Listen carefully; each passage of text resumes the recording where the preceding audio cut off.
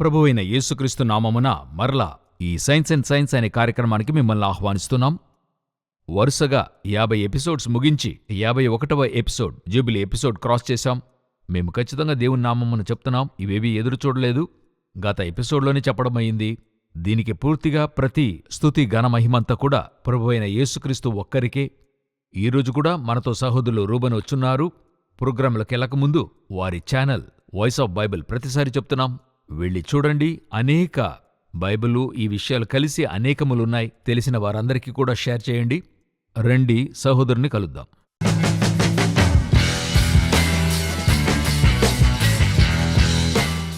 Praise the Lord brother. Praise the Lord. Thanks for coming. Once again, thank you for your invitation. పోయిన ఎపిసోడ్లో మనము నాకే ఎంతో లోతైన విషయాలుగా అనిపించాయి. కొన్ని విషయాలు 1-2 సార్లు వింటేనే అర్థమయ్యేటట్టుగా ఉన్నాయి. నేను ఇది పాజిటివ్గానే చెప్తున్నా. ఎందుకంటే మనము ఆరంభంలో ఎల్కేజీ నుండి ఆరంభించి పోను ఎంతో ఒక ఇంటర్మీడియట్ లెవెల్కి వెళ్ళినంతగా ఉండింది. సో ఈరోజు మనము దాని యొక్క మరొక పార్ట్ చూడబోతున్నాం కదా. సో మనం మాట్లాడిన డిస్కషన్స్ అన్ని చాలా బాగా ఉండిని. మనం ఈరోజు దేని గురించి చూడబోతున్నాం అనేది మీరే చెప్పండి. Praise the Lord. Once again, thanks for your invitation. ఈసారి ఏంటంటే ఒక చిన్న కథతో ఆరంభించాలనుకుంటున్నా. 2010 ఆ సంవత్సరాల్లో పెద్ద కార్పొరేట్ స్కాండల్ ఒకటి జరిగింది. మన రాష్ట్రంలోనా? ఇండియాలో. ఓకే. ఆ కంపెనీ యొక్క ఎండిగా ఉన్నవారు, అతను దాదాపు 700 నుండి 800 కోట్ల రూపాయలు లేని డబ్బు చూపించాడు. ఓకే. అంత పెద్ద మొత్తం ఎప్పుడు జరగలేదు. చాలా పెద్ద కార్పొరేట్ స్కాండల్ అని 2010లో ఇదే చాలా పెద్ద ఫ్రాడ్ అని చెప్తారు. అయితే ఆయన దగ్గర ఎందుకు ఇది చేశారు అని అడిగినప్పుడు కథ చెప్పాడు. అతనేం చెప్పాడంటే, నాకు తప్పని తెలుసు, అయితే నాకేం భయం అంటే ఒక సింహం పైన ట్రావెల్ చేస్తున్నట్టు ఒక పరిస్థితి అనిపించింది. దిగితే అది కరుస్తుంది, వెళ్తుంటే భయంగా ఉంది. అటువంటి మనోస్థితిలో స్టక్ అయి ఆగిపోయాను అనే విషయాన్ని చెప్పాడు. ఇలా పలు తప్పులు, పెద్ద తప్పులు చేసేవాళ్ల పరిస్థితి ఇలాగే ఉంటుంది బ్రదర్. అంటే ఆరంభంలో వారు ఎలాగ ఉన్నారంటే సాధారణంగా ఆరంభిస్తున్నారు. ఆ తప్పు పెద్దదయ్యే కొద్దీ ఆ తప్పు వారిని వదలడం లేదు. అది వదిలి వచ్చేస్తే వాళ్ళు ఒక దారి అయిపోతారు. అయితే కొనసాగించి చేయడానికి వాళ్ళకి భయంగా ఉంది. ఏం చేయాలో తెలియకుండా పోయి ఆ తప్పులో ఇరుక్కునేవాళ్లు పెద్ద పెద్ద స్కామ్లో ఉన్న వాళ్ళని చూస్తున్నా. ఇప్పుడు మీరు చెప్పింది ఒక ఎగ్జాంపులే. ఇలా అనేక ఎగ్జాంపుల్స్ ఉన్నవాళ్ళు ఉన్నారని చెప్తున్నా. అవును. ఇదెందుకు చెప్తున్నానంటే, ఇన్ని రోజులు ట్రావెల్ చేయడం అయ్యింది. ఇందులో దిగనూ లేము, కంటిన్యూ చేయడమూ తెలీదు. ఓకే. అఫ్కోర్స్ ఇందులో ఇది చూస్తున్న వ్యూవర్స్ అండర్స్టాండ్ చేసుకోవచ్చు. మన ఊర్లో చాలా ఈజీగా ఒక మాట చెప్తారు, పులితోక పట్టుకున్నాం, అది వదలలేమండి. పట్టుకొని భయంగా ఉంది, వదిలితే కష్టంగా ఉంది అంటారు. వదిలితే కరుస్తుంది.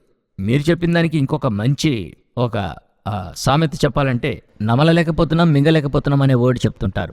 ఎగ్జాక్ట్లీ. ఆ పరిస్థితిలోనే అనేక బయాలజిస్టులు ఇప్పుడు డార్విన్ థియరీ చూస్తున్నారు. ఓకే. ఇప్పుడు మీరేం చెప్తున్నారంటే, వాళ్ళకి చెప్పింది తప్పని తెలుస్తుంది, అయితే ఇంతవరకు చెప్పేశాం, ఇకపై అది లేదని చెప్పలేము, కంటిన్యూ చేయలేము, ఏం చేయాలో తెలియడం లేదు ఇప్పుడు. అవును.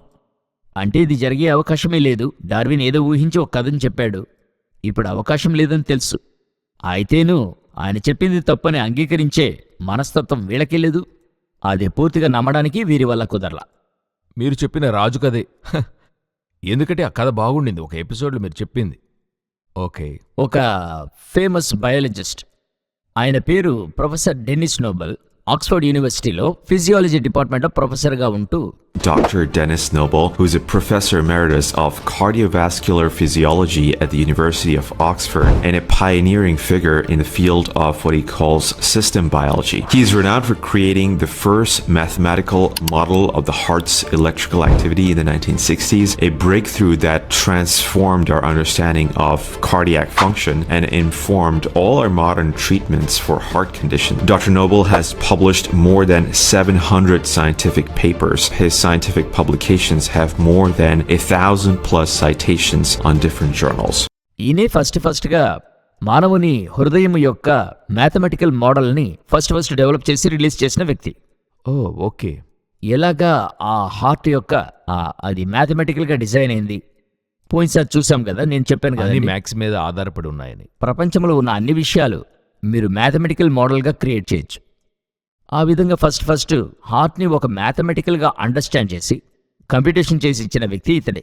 బయాలజీలో ఒక కొత్త ఫీల్డ్ ఏర్పడుతుంది, దాని పేరు సిస్టమ్స్ బయాలజీ. ఈ సిస్టమ్స్ బయాలజీకి అమ్మిన ఒక వ్యక్తి ఈ doctor Denis Noble. Oh okay. యోచించండి, ఆక్స్ఫర్డ్ యూనివర్సిటీలో డిపార్ట్మెంట్ ఆఫ్ ఫిజియాలజీ ప్రొఫెసర్ ఈయన చెప్తున్నాడు, Darwinian theory no longer serves its purpose.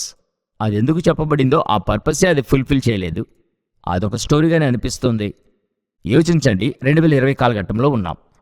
ఈరోజు మనము మాలిక్యులర్ బయాలజీలో మనం ఐడెంటిఫై చేసిన విషయంలో 2% కూడా డార్విన్కి తెలియదు. తను జీవించిన కాలంలో ఆయన తెలుసుకుంది అంతే.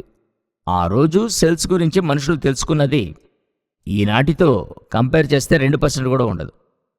అతను ఊహించి చెప్పాడు, ఇలా పుట్టుకొచ్చిందేమో అని చెప్పాడు.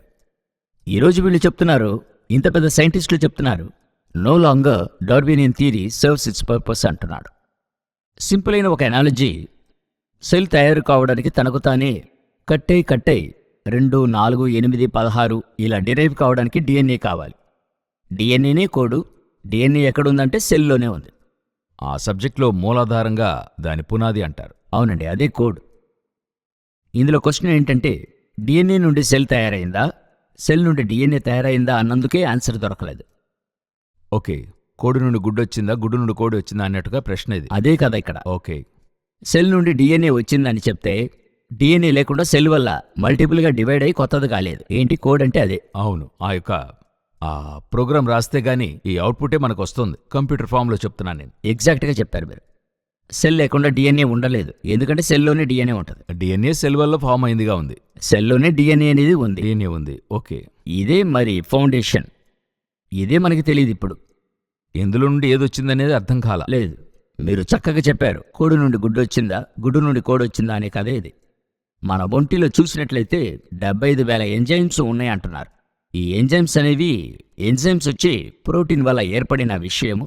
మన బాడీ ఫంక్షన్స్ అన్నీ ఈ ఎంజైమ్స్ బేస్ చేసే ఉంటుంది. అది ఎక్కువైనట్లయితే సమస్య, తక్కువైనా కానీ సమస్య. ఎన్ని సంవత్సరాలు రీసెర్చ్ చేస్తున్నాం, ఒంటిలో ఇంకా ఎంత ఎగ్జాక్ట్గా ఎన్ని ఎంజైమ్స్ ఉన్నదే మనకి తెలియదు. ఈ నక్షత్రాలు లెక్కెట్టినట్టే 200 కోట్లు ఉన్నాయి, ఇంకా ఉండొచ్చు అన్నట్టుగానే పలు విషయాలు అచ్చుమీదే ఉన్నాయి. 30 విషయాలు అలాగే చెప్తున్నారు. అనేక విషయాలు అలా చెప్తూ ఇంతటి యూనివర్స్లో ఇంతటి కాస్మోస్లో ఇలాగుండొచ్చు, ఇలాంటి విషయాలే చెప్తున్నారు వాళ్ళు. ఇంకా పర్ఫెక్ట్గా నెంబర్స్ అనేవి వాళ్ళ దగ్గర లేదు. ఆ అనేక విషయాలకు లేవు. అవును, అదొకటి. ఇది ఒక్కొక్క రోజు వేల లెక్కలో ఈ కెమికల్స్ అన్ని కూడా పనిచేస్తూ ఉన్నాయి. అదే మనకు అర్థం కావడం. మరో స్టాటిస్టిక్స్ చూసా. 1 సంవత్సరానికి అమెరికా ప్రభుత్వం చూసినట్లయితే హెల్త్ సెక్టార్లో R&D ఉంది కదా, రీసెర్చ్ అండ్ డెవలప్మెంట్ కార్యక్రమాలు అక్కడ జరుగుతూ ఉంటాయి. ఆ రీసెర్చ్ కోసం $48 బిలియన్ ఖర్చు పెడుతున్నారు. $48 బిలియన్. 1 బిలియన్ అంటే 100 కోట్లు. 48 × 100 అది ఎక్కడికో వెళ్ళిపోయింది. 4.1 లక్ష కోట్ల రూపాయలు. అంటే అది ట్రీట్మెంట్ కోసం కాదు, R&Dకి మాత్రమే. మెడికల్లో R&D రీసెర్చ్ అండ్ డెవలప్మెంట్కి మాత్రం ఇంత ఖర్చు పెడుతున్నారు. నేను ఈ R&D సంబంధించిన వ్యక్తిని నేను చూశాను. వాళ్ళు చెప్పిన విషయాలని చూసినట్లయితే, అంటే వాళ్ళు కనిపెట్టే ఆ ఔషధాన్నే అది పర్ఫెక్ట్గా అలా వర్క్ అవుతుంది, సైడ్ ఎఫెక్ట్ ఏమైందో కనిపెట్టడానికి ఒక్కొక్క మెడిసిన్కి ఎంతో ఖర్చు జరుగుతూ ఉంది. ఫర్ జస్ట్ 1 టాబ్లెట్ మెడిసిన్కి అది కనిపెట్టి ప్రయోగం చేసి చూసి అది ఎన్ని రోజులకి ఎఫెక్ట్ ఇస్తుంది, ఇన్ని వారాల్లో ఎంత ఎఫెక్ట్ ఇస్తుంది అనేది కనిపెట్టాలట. కనిపెట్టి ఆ రిపోర్ట్ వీళ్ళు చూసి దానితో ఆ సైడ్ ఎఫెక్ట్ పోగొట్టాలి, మరో అప్డేట్ చేస్తూ ఉంటారు. ఇవన్నీ వాళ్ళు చేయడానికి జస్ట్ 1 టాబ్లెట్కి వాళ్ళు ఎంతో lakhs and crores ఖర్చు పెడుతున్నారు. సో ఇంత డబ్బు ఖర్చు పెట్టి వీళ్ళు రీసెర్చ్ చేస్తూ ఉన్నారు. యోచించండి, 10 సంవత్సరాల్లో 41 కోట్లు ఖర్చు పెడుతున్నారు. 10 సంవత్సరాల్లో చేస్తూనే ఉన్నారు. యోచించండి, మట్టి ధూళి అన్నీ చేరి ఏర్పడిన కథకి 41 లక్షల కోట్ల రూపాయలు ఖర్చు పెట్టాలా? ఒట్టి ఆర్ఎండ్కి మాత్రం. ఓకే. ప్రైవేట్ కంపెనీస్ వేరు. ఇప్పుడు మీరు చెప్తున్నారు కదా, ఇప్పుడు మెడిసిన్ మ్యానుఫ్యాక్చర్ చేసే కంపెనీ అది few lakh crores ఖర్చు పెడతాడు. ప్రభుత్వం, అమెరికా గవర్నమెంట్ మాత్రం 1 సంవత్సరానికి ఖర్చు పెట్టేది 4.1 కోట్ల రూపాయలు. మిగతా దేశ ప్రభుత్వాలు ఖర్చు పెట్టేది ఈ లెక్కలోకి రాలేదు. మిగతా ఎన్నో దేశాలు ఉన్నాయి. నేను చెప్పేది ఒకే ఒక దేశం, అమెరికా వారి రీసెర్చ్కి అయింది చెప్తూ ఉన్నాం. దీన్ని బట్టైనా ఒక కామన్ సెన్స్ అన్నది వర్క్ అవ్వాలి. నాకిది వినేప్పుడు ఏమనిపిస్తుందంటే, వాళ్ళ ఉద్దేశము ఒకవైపు ఉండనివ్వండి. నేనెప్పుడు మనకి బైబిలే కదా, ఇటువైపే కదా. ఒక 6వ రోజున ఒక నేలమట్టిని తీసుకుని, మట్టి నుండే కదా దేవుడు చేశాడు. ఆయన ఇలా చేసిన ఒక ప్రోడక్ట్ విశేష విధమే కదా ఈ కార్యము. అందులో ఎంతటి ఒక మన యొక్క వాల్యూవే తెలియలే మనకిప్పుడు. ఎంతో సర్వసాధారణంగా నేనేమీ కాను అని మనం చెప్తున్నామే. దేవుని ముందర మనం ఏమీ కూడా కాదు. అయితే ఆయన మనల్ని నిర్మించిన విధము ఇవన్నీ చూస్తున్నప్పుడు ఎందుకు మనకింత ఖర్చు పెడుతున్నారనేది ఆశ్చర్యంగా ఉంది కదా, కదండి? చక్కగా చెప్పారు. ఆయన మనల్ని రక్షించడానికి తన ప్రాణం ఇచ్చాడు కదా. ఎంత గొప్పదో కదండి. హెవెన్ నుండి వెల చెల్లించాల్సి ఉండింది దానికి, భూమిలో దానికి వెల చెల్లించడానికి లేదని కొన్నిసార్లు చెప్తుంటారు కదా. ఇంత డబ్బిచ్చి ఇది కొనడానికి ఇక్కడ ఎవరు లేరంటే, అటు దుబాయ్ నుండి యువరాజు వచ్చాడు, ఆయనొచ్చే కొనగలిగాడు, అది అంత కాస్ట్లీ అండి అంటారు కదా. మన యొక్క ఆత్మను విమోచించడానికి మరి లోకములోనే ఎక్కడ కూడా వాల్యూ లేదని హెవెన్ నుండి ఒకరిని రెడీ చేసి పంపించాడే. అప్పుడు మనల్ని ఎంత వాల్యూ ఇచ్చి చూశాడో చూడండి. హెవెన్లోనూ ఎవరు లేరు. హెవెన్ నుండి ఆయన దిగి రావాల్సి వచ్చింది. దూతలు లేరు, ఆయన నిర్మించిన ఏ సృష్టి కార్యం లేదు. అలాగంటే మన వాల్యూ ఎంత పెద్దదో కదండి. అవును, ఇది ఒకరు నమ్మినట్లయితే వాళ్ళకి ఒక ఇన్ఫీరియారిటీ కాంప్లెక్స్ రానేకూడదు. స్పిరిచువల్గా బై గాడ్స్ గ్రేసే అంత కూడా, దేవునికి స్తోత్రం. వీళ్ళు ఇష్టానికి ఒక మాట చెప్తుంటారు ఎవల్యూషన్లో. ఎవల్యూషన్ అన్నది జస్ట్ సింపుల్ అయిన విషయం కాదు వీళ్ళు చెప్పేది. అందులో 6 విషయాలు ఉన్నాయి. నాకు ఇందులో 6 ఉన్నాయనేవి మీరు చెప్పిన తర్వాతే నాకు తెలుస్తుంది. సరేనా? చాలామందికి ఇలా 6 ఉన్నాయనేవి అంతా తెలియదు. ఎవల్యూషన్ అంటే ఒకటి, కోతి నుండి మనిషి వచ్చాడు, పని అయిపోయింది, అందరితో పని అయిపోయింది అంతే. ఓకే. ఫస్ట్ చూసినట్లయితే cosmic evolution, creation of cosmos, అంతరిక్షము. అవునండి, ప్రపంచ నిర్మాణము. ఈ స్పేస్ టైం మ్యాటర్ ఏర్పడింది, ఇది ఫస్ట్ ఏర్పడాలి. ఆ తర్వాత కెమికల్ ఎవల్యూషన్, మన కెమిస్ట్రీలో చదివి ఉంటాం. 118 పీరియాడిక్ ఎలిమెంట్స్ మనం చూస్తుంటాం. ఎలా హైడ్రోజన్ నుండి ఆరంభమై అటు తర్వాత అటామిక్ నెంబర్ పెరిగే కొద్దీ మిగతావి ఉంటాయి. ఇంకా ఎన్నున్నాయో మనకి తెలియదు. ఇంతవరకు మనకు 118 ఉన్నాయి. అవును, ఇది రెండవది కెమికల్ ఫామ్ కావడం అనేది. ఆ తర్వాత ప్లానెటరీ ఎవల్యూషన్, మనం చూసేటువంటి గ్రహాలు, ఈ విధంగా సూర్య, చంద్ర నక్షత్రాలు, భూమి ఏర్పడటం, ఇది 3వ లెవెల్. ఆ తర్వాత ఆర్గానిక్ ఎవల్యూషన్, ఎలా మన్ను ధూళి నుండి జీవరాశులు ఏర్పడ్డాయి, ఏ బయోజెనసిస్ అని వీరు చెప్తున్నారు. ఓకే. ఇదే ఇప్పుడు ఈ అమీబా నుండి ఏర్పడింది అనేది పలు లక్షల సంవత్సరాలని వారు చెప్పేది. అవునండి, వాళ్ళు చెప్పే కదా. తర్వాత మ్యాక్రో ఎవల్యూషన్, అంటే అమీబా అనేది ఉండింది, అందులో నుండి కుక్క ఏర్పడింది, కుక్క నుండి డైనోసరస్ వచ్చింది అనేది మరో ఎవల్యూషన్, 5వది. 6వది చూస్తే మైక్రో ఎవల్యూషన్. మైక్రో ఎవల్యూషన్ అంటే ఇండియాలోని కుక్క ఒకలా ఉంటుంది, అమెరికాలో వేరేలాగా ఉంటుంది. ఆ పరిసరానికి తగినట్టుగా తాను మార్చుకునేటువంటి ఆ కెపాసిటీ. ఈ 6 ఎవల్యూషన్స్లో ఈ చివరిగా చెప్పుకున్నది ఉంది కదా, మైక్రో ఎవల్యూషన్. ఈ ఒకే ఒక విషయాన్నే మనుష్య జాతి కల్లారా చూసింది, మిగతావన్నీ వారి ఊహలో ఉన్న విషయం. ఇది నా అవగాహన నుండి చెప్తున్నాను. ఆ మైక్రో ఎవల్యూషన్లో కూడా ఈ కుక్క మరో కుక్కలానే ఉంది కదా. అవును కదా, ఈ కుక్క కోతిలాగా మారలా, ఇన్ని వేల సంవత్సరాల తర్వాత కదా. ఆ స్థలానికి తగినట్టు ఆ జుట్టు అధికంగా ఉంటుంది, ఆ కుక్క ముఖము కొంత వ్యత్యాసంగా ఉంటుంది, జాతులు అదే కదా మీరు చెప్పదలుస్తున్నవి కదా. ఆ కోతి నుండి మనిషి వచ్చాడు, ఆ అమీబా నుండి లిజర్డ్ వచ్చింది. ఆ యొక్క ఎవల్యూషన్, అటువంటి మార్పులేం చూడలేదు కదా మనము, చూసిందే లేదు. సో ఇదే ఒక నిదర్శనమై ఉంది. ఈ మధ్య దీని విషయంలో 2020లో నోబెల్ ప్రైజ్ పొందిన సర్ రోజర్ పెన్రోస్ అనే ఒక ఫిజిసిస్ట్ నోబెల్ ప్రైజ్ పొందాడంటే ఎంతో గొప్ప వ్యక్తి అయి ఉంటాడు. ఇతను దేవుని నమ్మేటువంటి ఒక వ్యక్తి కాదు, ఇంకా బ్రతికే ఉన్నాడు, దేవుని నమ్మని వ్యక్తి. ఇతను ఒక బుక్ రాస్తున్నాడు. ఏం బుక్ అంటే ది ఎంపరర్స్ న్యూ మైండ్ అనే బుక్ రాస్తున్నాడు. ఆయన చెప్పేటువంటిది ఒక ఊహకు అందడానికే భయంగా ఉండింది. యూనివర్స్ ఫామ్ అయ్యేప్పుడు కొన్ని కండిషన్స్, ప్రిసైజ్ కండిషన్స్ ఎగ్జాక్ట్గా ఉండాలి. ఎక్స్పాన్షన్, కంట్రాక్షన్, ఇటువంటి రేషియోస్ అని కూడా చెప్తున్నారు. అది ఉండేలాగా ఛాన్స్కి ఒక ఎగ్జాంపుల్ చెప్తున్నాడు. ఇప్పుడు యూజువల్గా వీళ్ళ తారక మంత్రం చూస్తేనే ఛాన్స్. చాలా ఎపిసోడ్స్లో వాటి గురించి చెప్పుకున్నాం. అవును, ఛాన్సే లేదని ఎన్ని ఛాన్సులు చెప్పుకున్నాం. అవునండి, ఏం చెప్పింది చాలా ఆశ్చర్యంగా ఉండింది. అనేక మంది చెప్పారు, బట్ వీళ్ళు చెప్పింది ఎంతో ఆశ్చర్యంగా ఉండింది.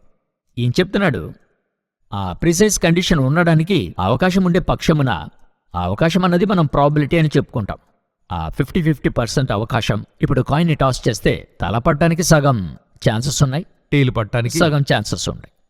అప్పుడు ఈ ఎగ్జాక్ట్ కండిషన్ ఉండడానికి ఈయన ఒక ప్రాబబిలిటీ చెప్తున్నాడు.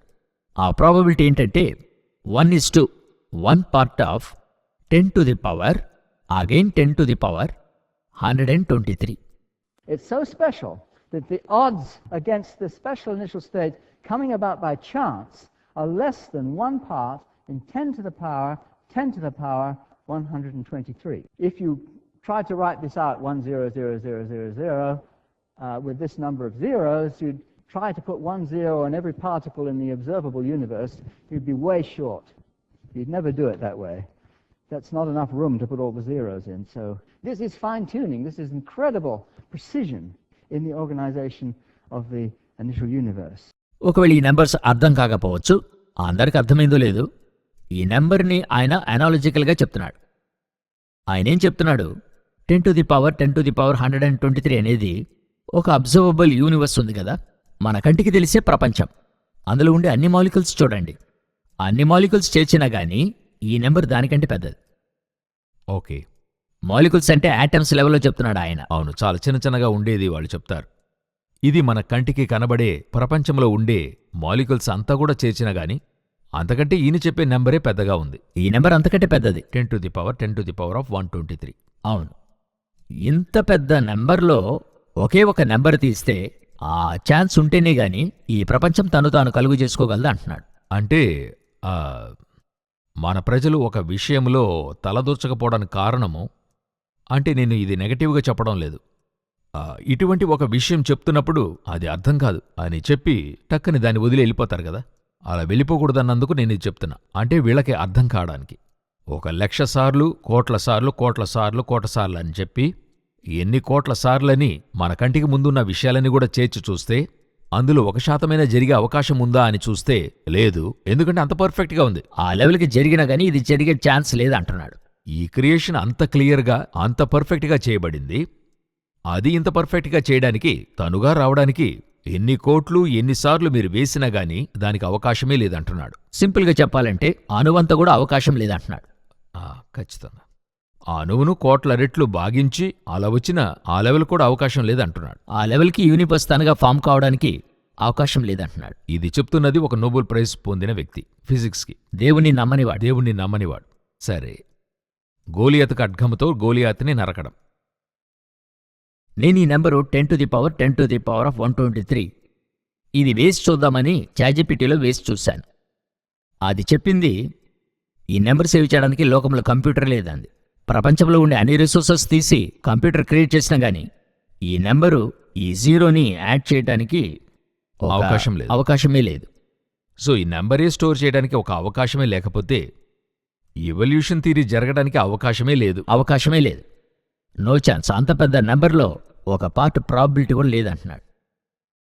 ఇది పట్టుకునే మీరు చెప్పినట్టు పులితోకను పట్టుకుని ఈనాటి వరకు పరిగెత్తుతున్నారు. అవును, ఆ అనువంతు కూడా అవకాశం లేని ఒక విషయాన్ని పట్టుకునే 100 ఏళ్లగా కథ నడుపుతూ ఉన్నారు. నిజంగానే ఒక విషయంలో సంతోషపడుతున్నాను బ్రదర్. ఏంటంటే ఈ తమిళ ప్రజల ప్రాంతాలను గురించి చెప్తూ ఏమంటారు, తమిళనాడు వచ్చి అన్నిటికీ ఒక మార్గదర్శకం, శ్రేష్టమైన ఒక రాష్ట్రం, జ్ఞాన సంబంధమైన విషయాలైనా గాని ఈ తమిళులు మరి పరిశీలించి మరి అన్ని విషయాల్లోనూ మన ఈ సౌత్ ఇండియా అడ్వాన్స్డ్ అంటారు. ఈ సౌత్ ఇండియాలోనూ ఈ దైవ నమ్మకం విషయంలో ప్రజలకుంది, లేదని చెప్పడం లేదు, నిరాకరించడం. అంటే ఈ దేవుణ్ణి నమ్మకపోవడానికి కారణం ఏంటంటే దాని మూలంగా ఏర్పడిన బాధింపులు, ప్రజల్లో కలిగిన మార్పు, ఈ దేవుణ్ణి అడ్డం పెట్టుకుని కొందరు చేసినటువంటి కార్యాలను బట్టే వీటన్నిటికీ కారణం దేవుడే అంటే ఇక దేవుడే అక్కర్లేదన్న తీర్మానానికి వచ్చారు. యాక్చువల్గా ఒక కోపంలో విరక్తితో వచ్చే తీర్మానమే గాని అయితే వాస్తవంగా వీళ్ళు పరిశీలించి చెప్పిన ఇన్ని విషయాల్లోనూ ఈ సైంటిఫిక్గానే విజ్ఞానపూర్వకంగానే తీసి వారు చూస్తే నిశ్చయంగా వాళ్ళొక తీర్మానానికి వస్తారు. ఏంటంటే తమిళంలో చెప్పుకునే ఒక శ్రేష్టమైన మాట, ఒకటే కులము ఒకటే దేవుడు అనే నినాదం, వారు ఆ స్థలానికి వచ్చేస్తారు. డెఫినెట్గా వస్తారు. ఎందుకంటే వాళ్ళకి అర్థమవుతుంది దేవుడున్నాడన్నందుకైనా అన్ని విధాలుగా అవకాశాలున్నాయి. ఎందుకంటే వారు ఏ సైన్స్ నమ్ముతున్నారో, ఏ సైంటిస్ట్ని నమ్ముతున్నారో వాళ్లే ఈరోజు చెప్తున్నారు ప్రపంచం తనంతట ఫామ్ కావడానికి ఛాన్సే లేదు.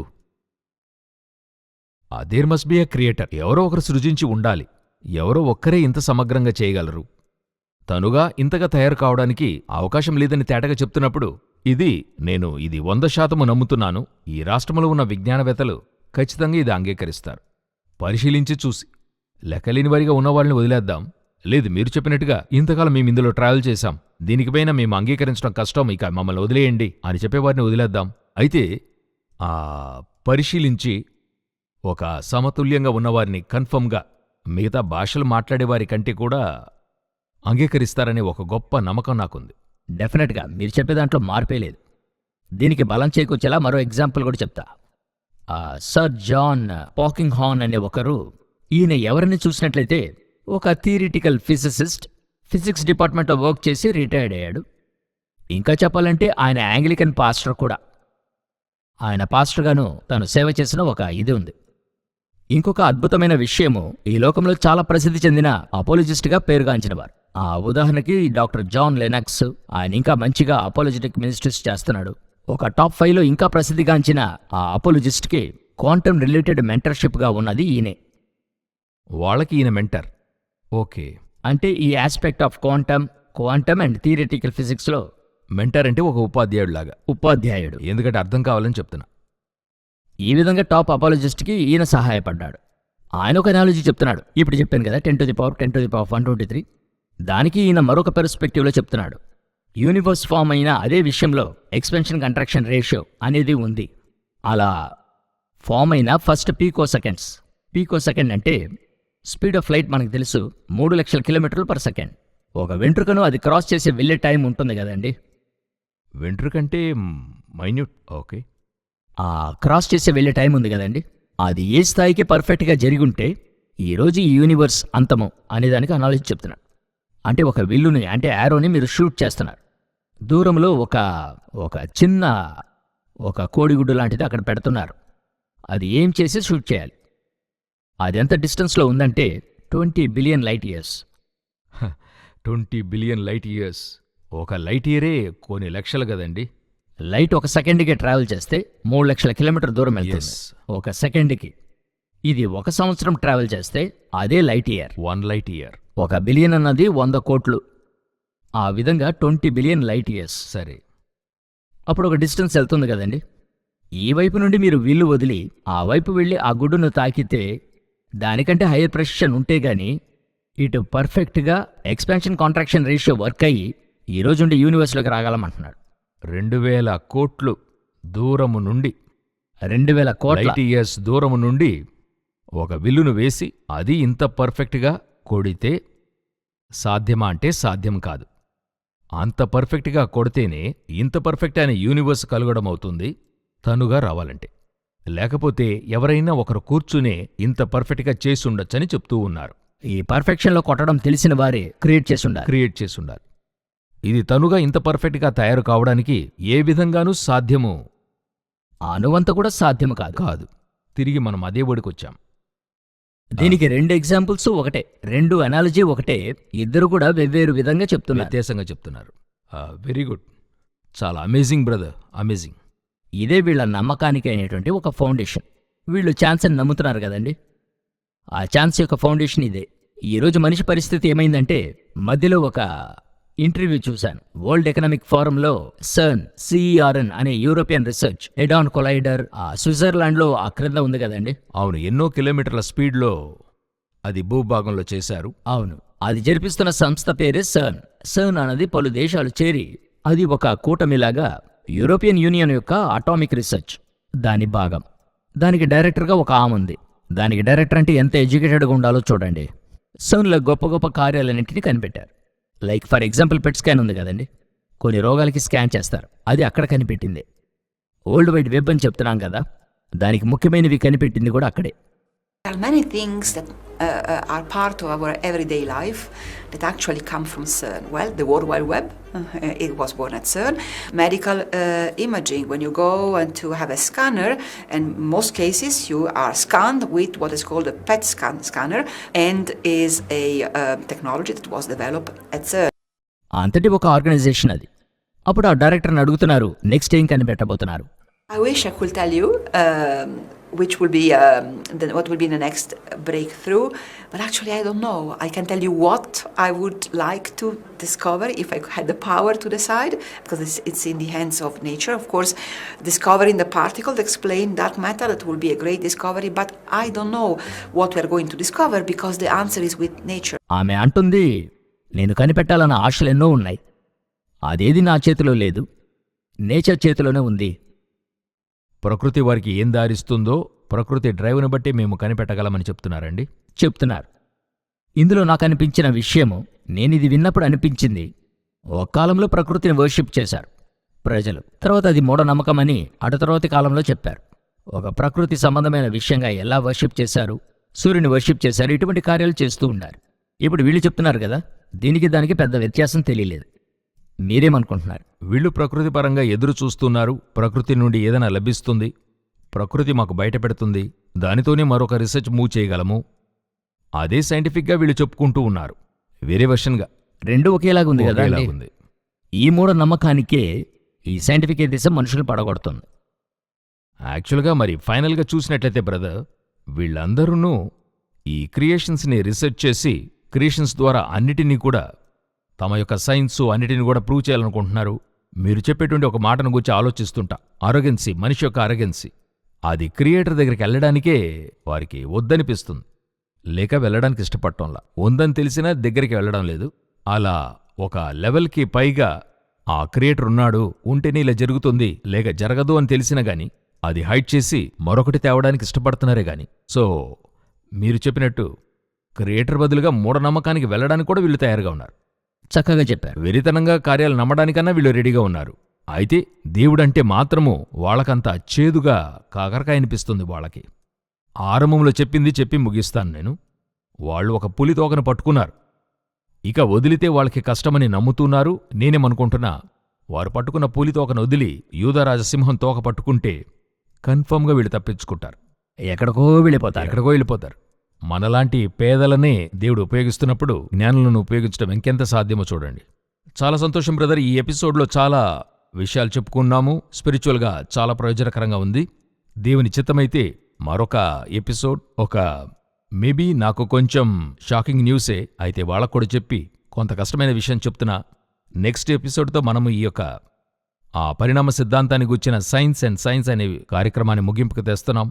ఎందుకంటే దాదాపు 52 వారాల వరకు, నెక్స్ట్తో 52, 1 సంవత్సర కాలంగా మనము ట్రావెల్ చేస్తూ ఉన్నాము. కొంత బ్రీతింగ్ టైమ్ రెస్ట్ తీసుకుని మరొక ఎపిసోడ్లో వాటి వివరాలు మీకు చెప్తాము.